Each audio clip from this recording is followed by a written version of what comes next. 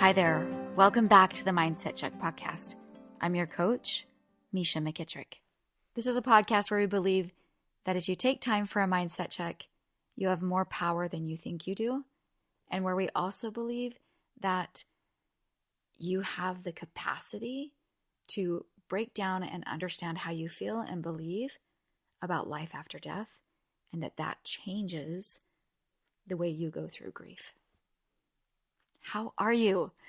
Oh, I'm so excited to be walking through this with you and sharing a piece of my heart that really has helped me move through life differently because of what I believe. I'm really grateful to be able to sit in this space with you. And like I've said before, thank you so much for the privilege of allowing me to hold your heart gently as we walk through this together and as we really break down and talk about grief and, kind of dive in pretty deep. This is the first season of the Mindset Check podcast. And if you haven't been listening with us, what we're doing is we're going through my journal from when I was 15 and pregnant. And I go through a lot of really tough years, including losing that little girl that I pushed pause on my life to just dedicate and reroute my life towards. And this little girl passes away, and that's where we're at in the story.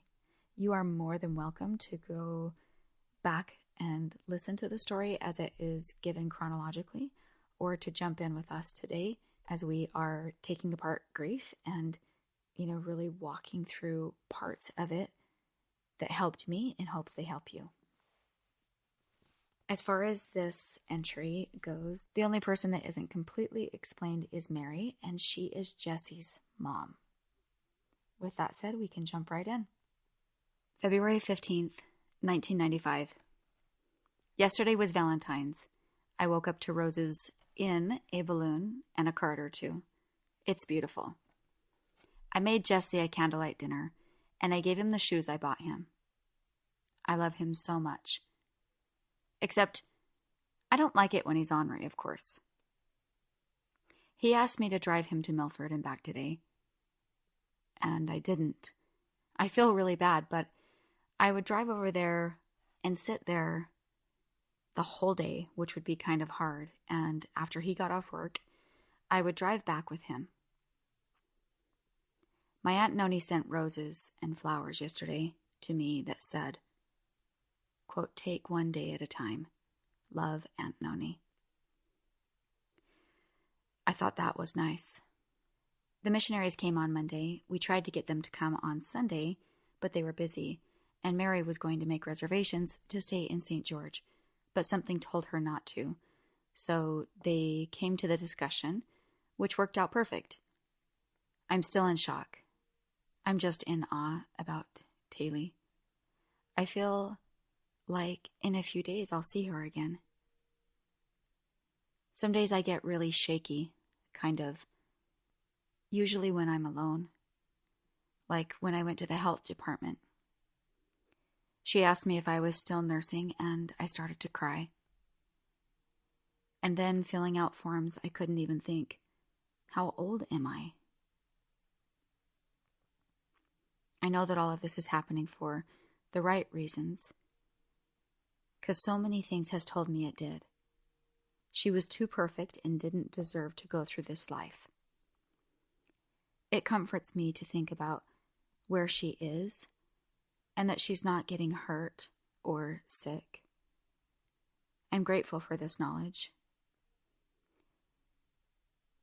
I took her a valentine that I made to her grave. She would have liked it.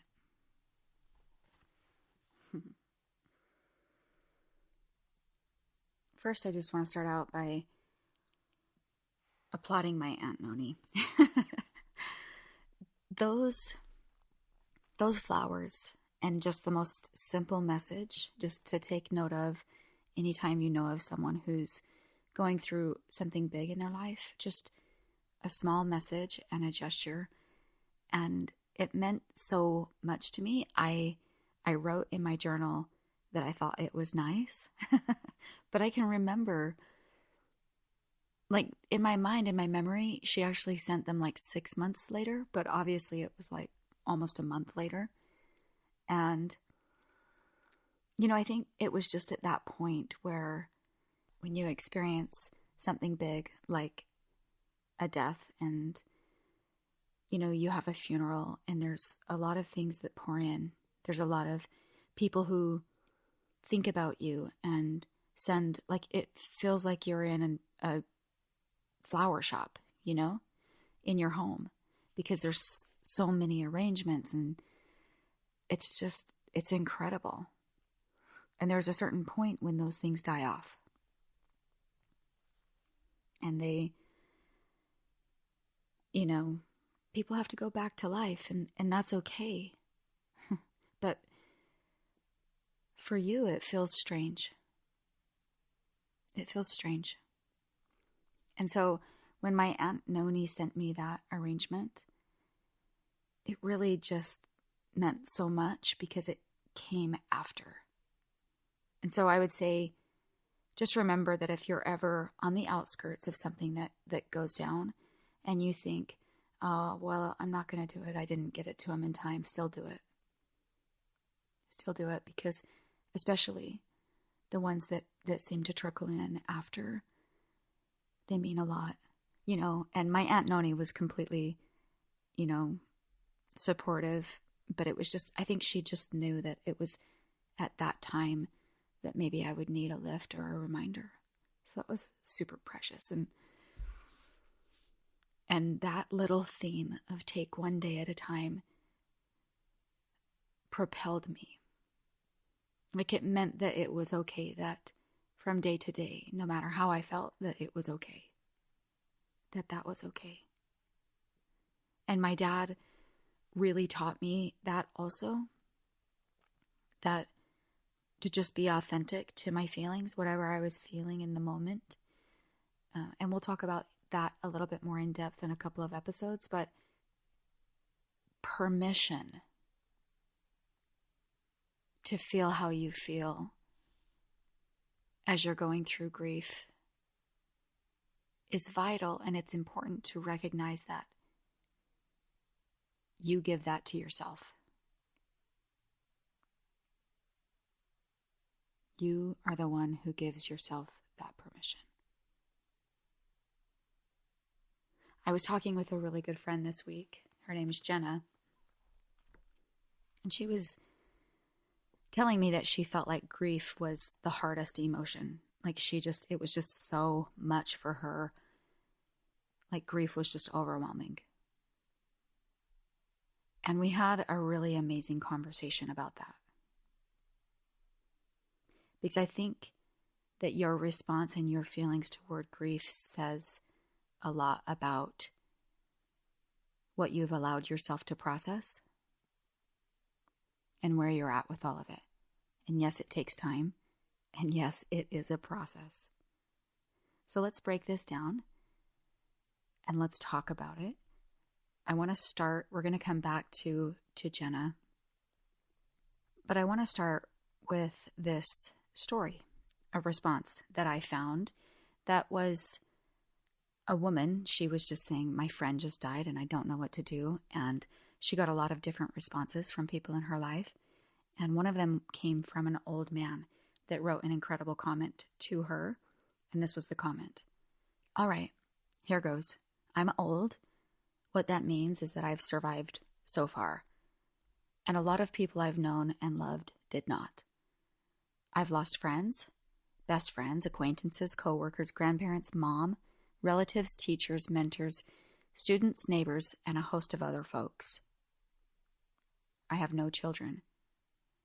And I can't imagine the pain it must be to lose a child, but here is my 2 cents.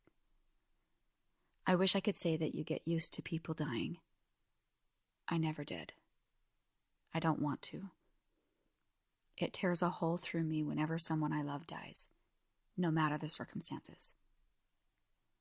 But I don't want it to, quote, not matter. I don't want it to be something that just passes. My scars are a testament to the love and relationship that I had for and with that person. And if the scar is deep, so was the love, so be it. Scars are a testament to life. Scars are a testament that I can love deeply and live deeply and be cut or even be gouged, and that I can heal and continue to live and continue to love. And the scar tissue is stronger than the original flesh ever was. Scars are a testament to life. Scars are only ugly to people who can't see. As for grief, you'll find it comes in waves. When the ship is first wrecked, you're drowning, with wreckage all around you. Everything floating around you reminds you of the beauty and magnificence of the ship that was and is no more. All you can do is float. You may find some piece of wreckage and you hang on for a while. Maybe it's a physical thing, a happy memory, a photograph, etc. Maybe it's a person who is also floating. For a while, all you can do is float, staying alive. In the beginning, the waves are 100 feet tall and crash over you without mercy. They come 10 seconds apart and don't even give you time to catch your breath. All you can do is hang on and float. After a while, maybe weeks, maybe months, you'll find the waves are still 100 feet tall, but they come further apart. When they come, they still crash over you and wipe you out. But in between, you can breathe, you can function. You never know what's going to trigger the grief. It might be a song, a picture, a street intersection, the smell of a cup of coffee. It can be just about anything, and the wave comes crashing. But in between waves, there is life. Somewhere down the line, and it's different for everybody, you will find that the waves are only 80 feet tall or 50 feet tall, and while they still come, they come further apart. You can see them coming for the most part and prepare yourself. And when it washes over you, you know that somehow you will again come out on the other side, soaking wet, sputtering, still hanging on to some tiny piece of wreckage, but you'll come out. Take it from an old guy. The waves never stop coming, and somehow you don't really want them to. But you learn that you will survive them, and other waves will come and you will have to survive them too. If you're lucky, you'll have lots of scars from them, lots of loves, and lots of shipwrecks. Oh, so I loved what he wrote, and I think there's a few things that I want to kind of take apart and break apart with. You know, we always say on this podcast that what happens in life is not what matters. What matters is what you think about what happens in life, right? And so for me, it's more about what the waves are. Like, what is that wave when it comes crashing over you? Is it debilitating? What is that for you? So let's go back to Jenna for a second. Jenna and I were talking about how so many times life is going so fast. And so sometimes when grief happens, that doesn't pause all of life. And most of the time grief doesn't. But, you know, Jenna has experienced a lot of miscarriages. And that's something that typically can go very unseen to the outside world. So these personal griefs. And she talked about how she just puts her head to the plow and kind of ignores it because she has to keep going. She has to keep taking care of her family, keep taking care of her life and herself. And in a sense, avoiding it is not having to deal with the pain, right? And so we were talking about when we do that pee dance. You'll know what I'm talking about. I don't know. I think especially women do this. And I kind of use the example of sometimes I'll be in my kitchen, and I just did it this week where I had to pee so badly.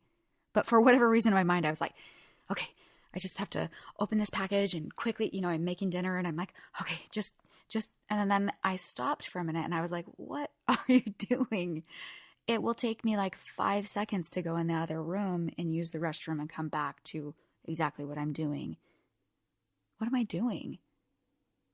And I think sometimes that's how we move through, the not processing of emotions and things that are in our life. Right? And so then we build it up to be even bigger than it is. Or kind of like even like more of a monster than it is. Because if we can develop it into something else, then what we're doing is we're making it into something that we, okay, let me just say it like this. Those waves are something that I look forward to. And I know that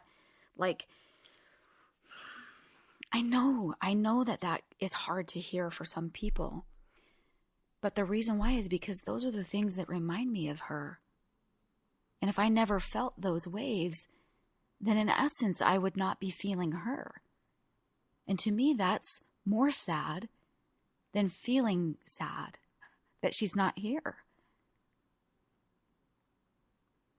And then another thing that we talked about, Jenna and I, we talked about how if something's sad, it's probably something that was good. Right? Like if you're missing a person in your life, you're missing that person because they were a good person. And typically we don't, we're not going to walk around and feel bad over something that wasn't good. And I think if we can shift our mind and understand, gosh, you've heard people say like, I know like that hurt so bad, but I also had the opportunity to love so hard and so good.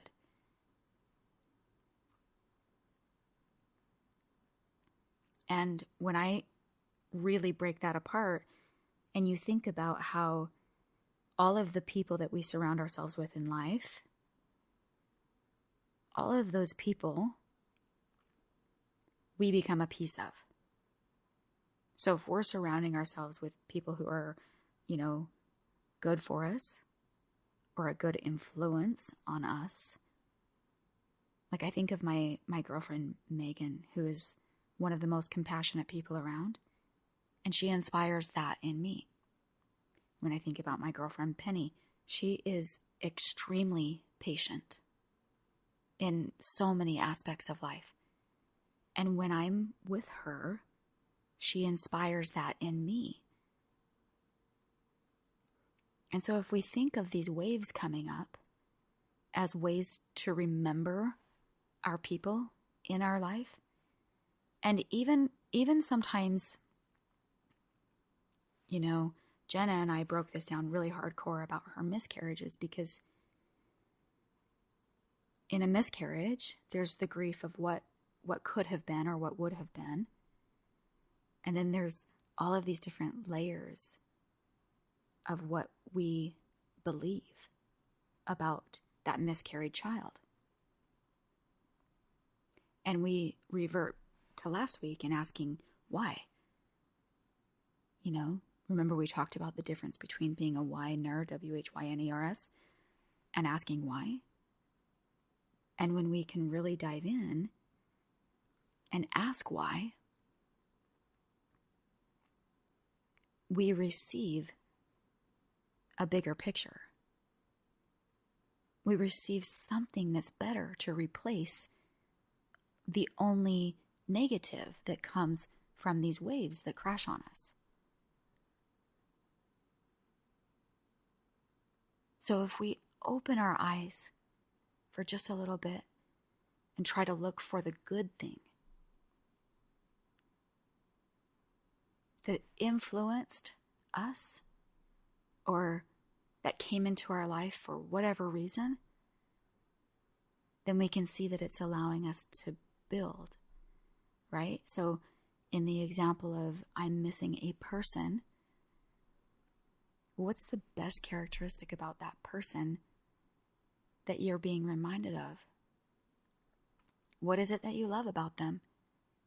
And when you allow yourself to feel that, you become influenced by that characteristic.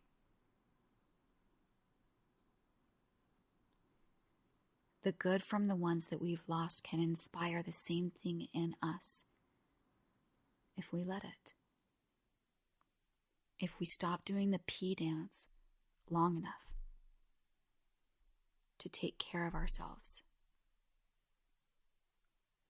And to remind ourselves that we're not just here to survive and to put our head down and to plow forward and to just make it. There's more. There's more. And what's more is what it is that we're thinking about what's happening. I love to think about how the different places where emotions happen in our body, right? Like suffering happens in our mind. Like if we break it apart, pain can happen inside of our body, but suffering only can happen in our mind. And we can suffer 1,000,000 times over. Or we can adjust our thinking.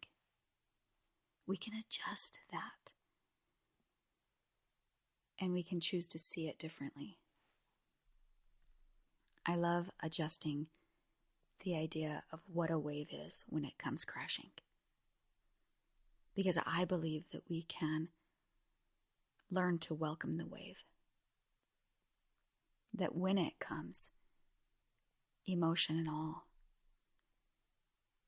that we get to think of those as privileged moments, incredible moments where we choose to keep our people alive, to feel them, to connect with them.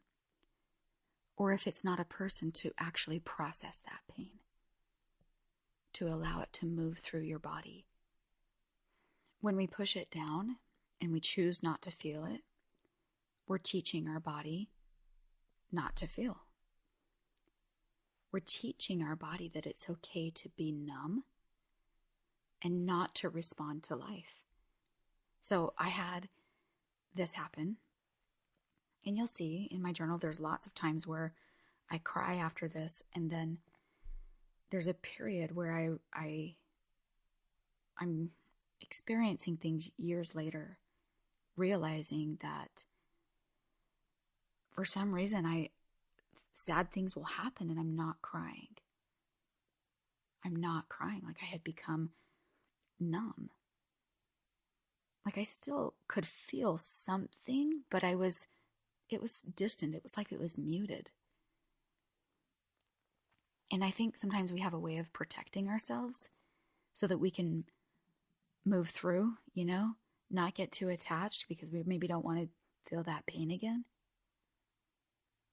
And so there was a certain point where I made a pact with myself. And I said, all right, I'm going to choose to feel or to cry whenever it comes up, even if it's ugly, even if it's public, even if it's, I just made that pact with myself. And then there was this experience that I had as I was graduating college. And I was in a public place and completely flooded with tears. And my husband now was sitting next to me, and he just kept putting his hand on me and saying, "Are you okay? Are you okay?" And I was like, "Yes, trust me, it's good." But that's all I could get out because I was just allowing it to wash over me because I finally allowed it. And my mom did the same thing. After my dad passed away, she cried, but then some time went on and she stopped crying. She stopped crying and the tears came no more. And we talked about it. And I told her how I had to learn how to re-cry too. And then there was this moment. We had this conversation about, Mom, you just have to let it come when it comes. And then we were at my grandfather's funeral. And it was a beautiful service. And we came outside and I looked at my mom and she had tears, tear-stained face. And I literally jumped up and down and I was hugging her. I was like, "You cried, Mom. You cried." We're welcoming ourselves back into feeling. We're signing up to say, I'm here to process this life. I'm here to feel it. And I'm here to think it through too, so that I can really adjust what it is I'm thinking in those moments, so that it can become better. When we're flooded with it, we can go, gosh, thank you. I'm so glad I get to feel you today. I'm so glad. I'm so glad that I get to connect with you. I'm so glad I get the reminder of your goodness and what it can influence in me. I love this quote by Paul Richter that says, "Each departed friend is a magnet that attracts us to the next world." Isn't that beautiful? I want to take just a second and show you something. And this is going to actually take you physically participating with me just for like 1 minute. If you're not driving or if you're not in a place where you can't do this, I want you to try to just jump as high as you can and see how high that is. So just kind of like pause what you're doing and jump. Just see how high you can jump. And then pay attention to how high you got, okay? And now I want you just to stand with your legs straight, and I want you to try to jump without bending your knees. Don't even bend your knees a little bit. Just try to jump. Like you're pretty much just going on your tiptoes, right? You can't really propel yourself and get some air without bending your knees, right? So now I want you to bend your knees just a tiny bit. Just bend just a little bit and see how much you can jump. And finally, recognize that when you actually have the full measure of bending your knees however much you want, that's when you reach your highest jump, the jump that I asked you to jump in the very beginning. And I only brought you through that for just a minute to show you that when we're brought low with our trials or our difficulties, that is what propels us into being able to jump higher. That is what allows us the space to get air underneath our feet. That's what I think about when I picture myself at that health department, being asked if I was still nursing. That's an experience that I had completely forgotten about until reading about it. And the confusion that came when I couldn't even think how old I am, how old I was in the, and I forget now, but you don't forget that when you're that age. You don't forget your age. It's just a cloud. It's like you're living in a cloud when you're going through that. And so I want to continue to kind of dive into beliefs. I want to show you what I believe. And then it's so interesting that I sat down to do this episode and I felt one of those whispers. And, the whisper said, call Don. Call this friend of mine, his name's Don, and ask him to refresh your memory about that story of his. And so I'm going to share those things with you.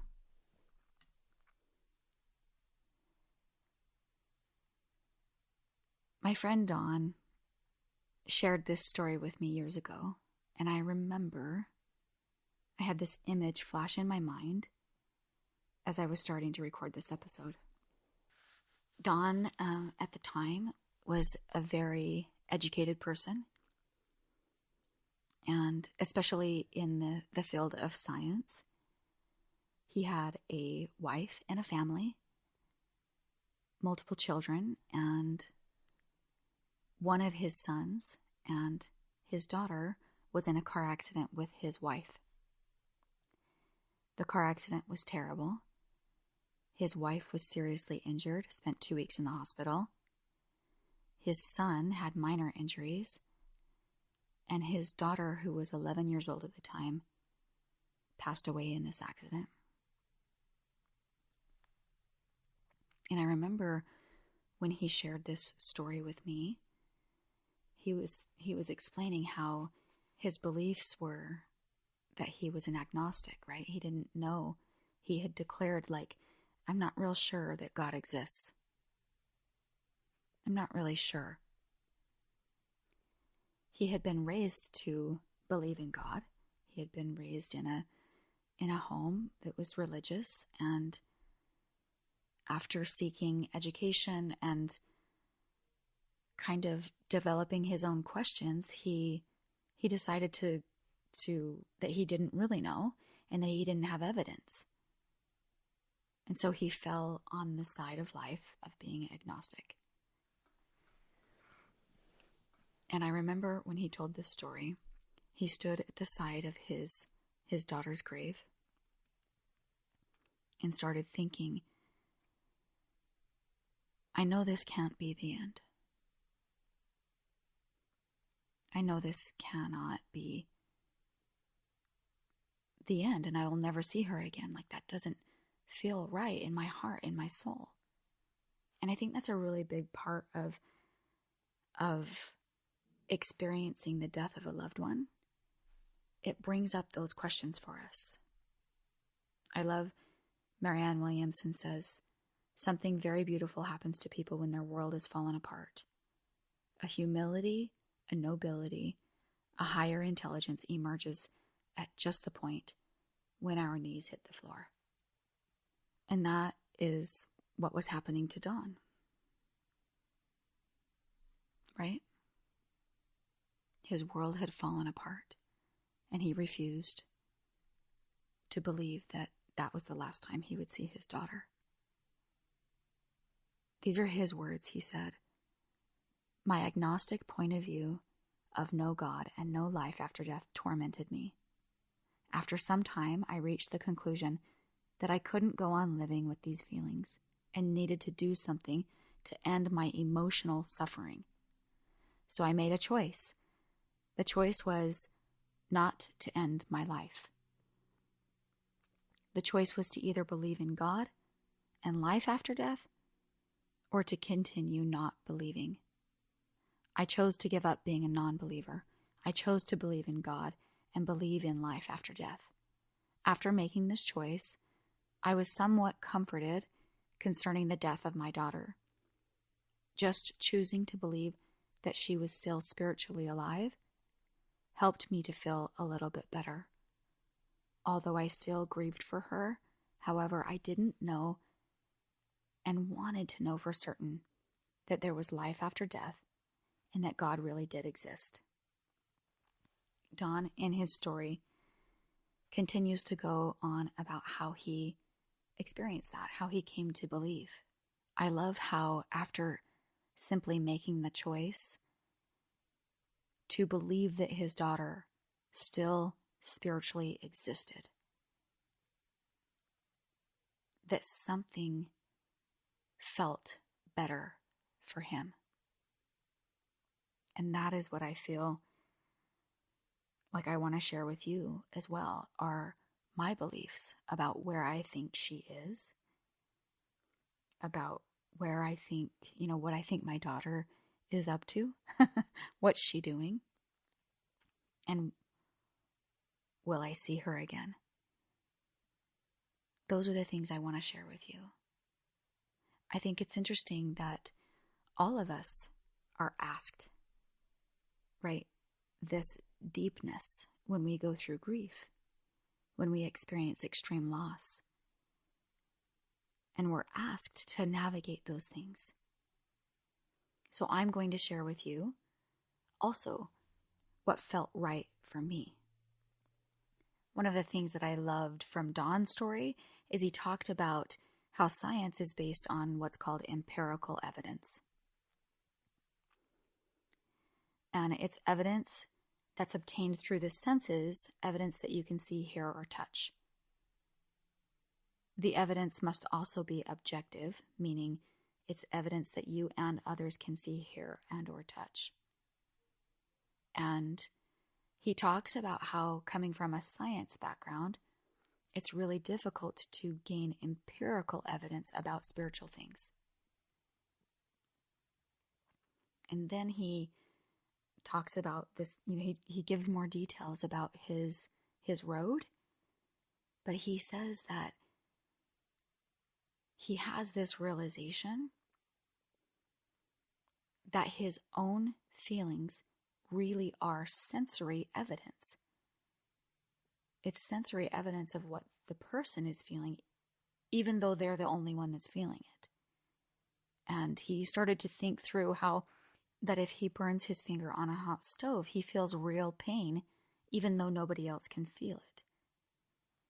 But not dismissing that that is still sensory evidence that his finger was burned.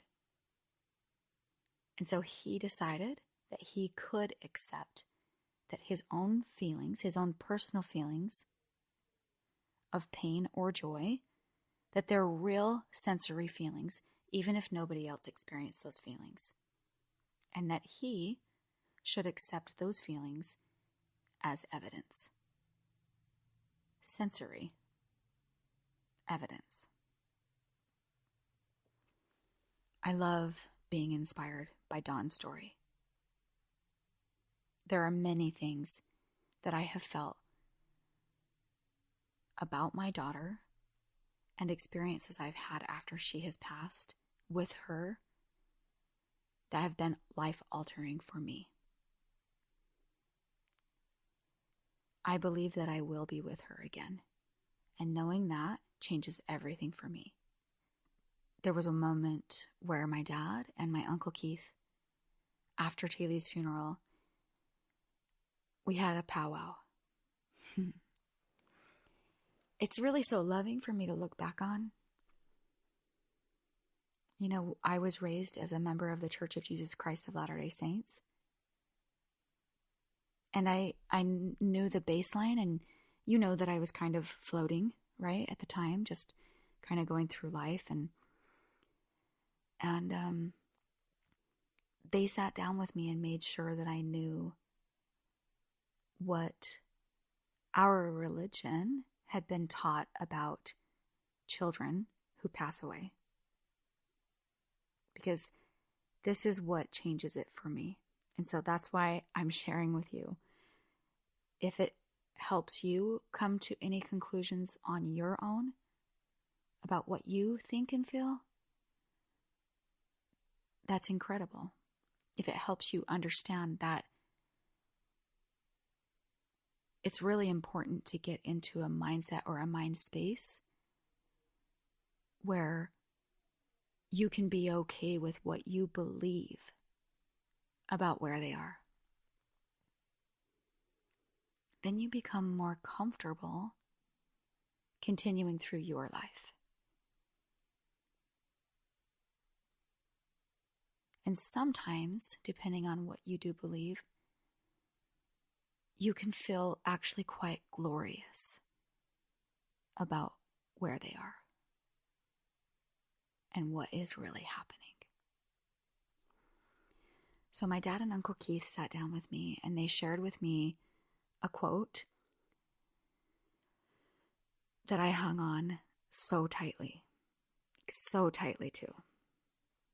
And it says this, and this is given by a modern prophet, Joseph Smith.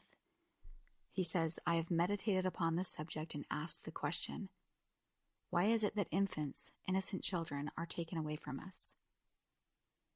The Lord takes many away, even in infancy, that they may escape the envy of man and the sorrows and evils of this present world. They were too pure, too lovely to live on earth. Therefore, instead of mourning, we have reason to rejoice as they are delivered from evil, and we shall soon have them again. Based on what I've learned, I do believe that I will be able to raise this little girl again. That I'll be able to have her on my hip. And that I get to do that. And it was really a cool conversation with my dad. My dad pointed out, hey, Mish, you know what's so neat? He said, talking about my Grandpa Cox, he said, have you ever seen Grandpa mad? And I said, yeah, I actually have seen him mad one time. And it was when one of my cousins was doing something that they shouldn't have done and they were actually in danger. And my grandfather was mad. But outside of that, I was like, yeah, no, I've never seen him mad. And he tried to describe to me how patience comes as we grow, and as we age, we become more refined. How Grandpa was more patient than my dad was. And he pointed that out to me, and he said, don't you think it would be really cool if Grandpa could raise a child being at that spot? And then he said that you get to do that. You get to do that. And so it shifts inside your mind and can become a privilege to understand that this little girl, she's only separated from her body for a short season. And that I get to be with her again. And I'll tell you that I have had really incredible experiences that are very full of sensory evidence.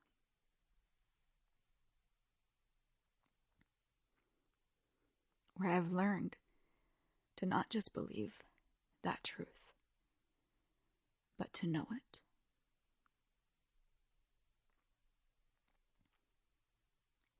I also have a really incredible evidence, if you will, of her acting in my life. I believe that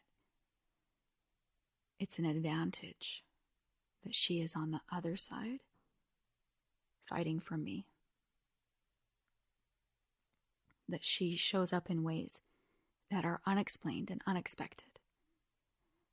And I love my dad walking me through that too, because he said, there's been a lot of people who have experienced really sort of miraculous things. He talked to me about the difference between, it coming whenever it's supposed to be there, like an experience like that, versus expecting that. Because if I expect it, then I'll go through life feeling, sadness that it's not, that I haven't experienced anything with this angel, And I'm really glad that he did that, because there were people around me who experienced her, even my dad, when he had experienced extreme pain and when he was close to dying. And I wanted that too. But I really understood that it comes in times. And I've been able to have glimpses of her showing up. And I've been able to have a couple of completely undeniable experiences. And I've also had an experience that helped me to see that she's with me so much that it's difficult for me to tell when she's not with me. That's pretty cool.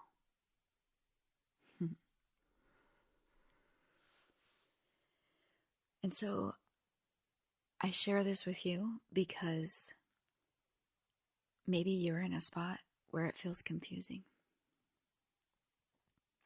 Maybe, like Don said, that how he couldn't cope with the idea that that was the end of her existence.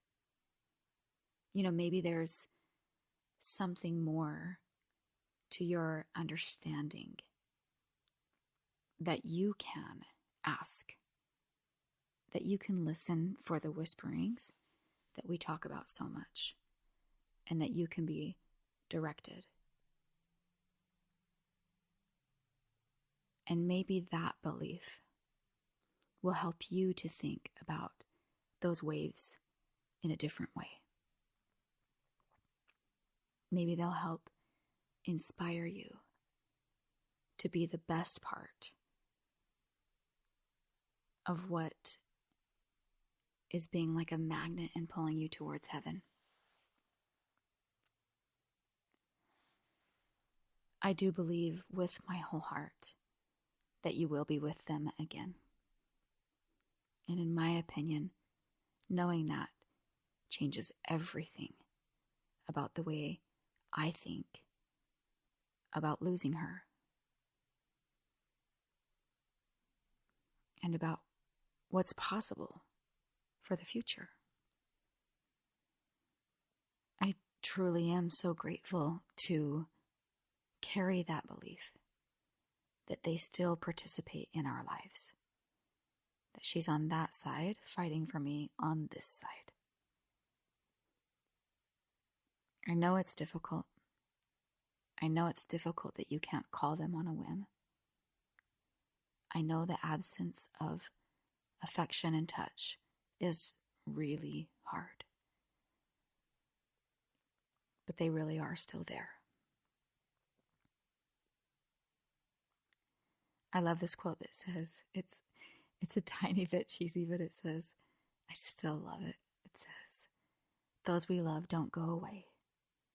They walk beside us every day, unseen, unheard, but always near, still loved, still missed, and very dear. Welcome the waves, my friends. They allow you to feel. They allow you to be in touch with your emotions and for the good that can be inspired in you from their incredible influence. I hope that taking a look at that helps you find that you have more power than you think you do. One of the things that I love that we're doing right now as a community is dropping into the Mindset Check Facebook group, which you can join for free.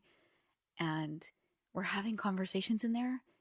Last week I had a conversation with one of our listeners named Yolanda, and she had the idea to go back in her own journals. And it was such a cool conversation because as she pulled up her own journals, she started reading and she brought to the surface and shares with us in the Mindset Check Facebook group. Her and I just dive in right there and have a little conversation about some of the things that she realized from going back and reading in her journal. And it was a really therapeutic experience. So just an invitation to drop in there if you haven't, and also an invitation to reach out to me if you would like to share something in that group with our other listeners. It's such a fun form of community. And you can also use it as a space to work through something. So if you're up against a wall with something that is in your life and you are, just kind of need help walking through it, we can use it for that space, or to get clear on anything that we've talked about in the podcast. If you have questions that you want to ask or an experience you want to share, we can use it for that. So reach out. You can find me on Instagram. You can DM me. That's at my friend Misha, and Misha is Mesha. You can email me. The email address is hello@myfriendmisha.com. And you can also reach out to me on Facebook. I would love to hear from you. Also, I just want to thank you from the bottom of my heart. I received a lot of support and love and messages, especially from last week's episode, just with how hard that was for me to dive in and to start sharing this story. And just thank you so much. You truly are such a supportive and incredible audience. And it makes the story so fun to share. So thank you so much. Once again, just thank you so much for letting me walk on this journey with you. And I want you to remember at the close of this episode that you have every capacity to work it out inside of your own mind, to figure out, what your soul is resonating with and what you believe about death, about these heavy and life-changing experiences, so that your path, your road, becomes easier to navigate. Until next time, my friend.